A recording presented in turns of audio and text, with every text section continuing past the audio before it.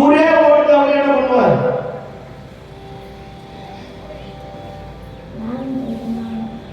பீமசேன வண்டியில வந்தா, வண்டியில வர பீமசேன ஒரு வெள்ளை வஸ்திரத்தை காண்பித்தார்.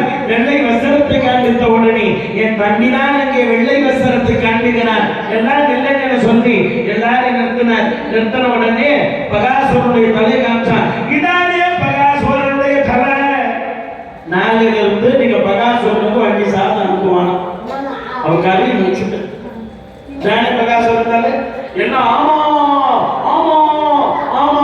அதுல ஒருத்தவங்க வண்டி சாதம் சாப்பிட்டா 2 எருமாட்டுக்கடா வண்டி சாதம் ஒரு ஆள் அவனே க்ளோஸ் பண்ணுறான். ஐயோ இவன் என்ன பண்ணலையே, ஓடு ஓடு ஓடுறோம். அப்ப எல்லாம் ஓடுறோம். உடனே தர்மர் சொன்னார், நாங்க கொஞ்ச நாள் இங்க இருப்போம், என் தம்பி கொஞ்சம் நிறைய சாப்பிடுவான், அதான் பார்த்தோமே, அவனுக்கு சாப்பாடு மட்டும் கொஞ்சம் நிறைய கொடுங்க, வேற எதுவும் வேண்டாம்னு சொல்ல வேண்டாம் என்று சொல்ல அங்க அற்புதமான முறையிலே பகாசுரன் மாட்டான் என்ற செய்தியோடு இனிமையாக இந்த பாண்டவர்களாக விளங்கக்கூடியவர்கள் பிராமண வேஷத்தில முன்னோற்று மக்களத்தில் வாழ்ந்து வருகிறார்கள் என்பதோடு இன்றைய சரித்திரத்தை நிறைவு செய்கிறோம்.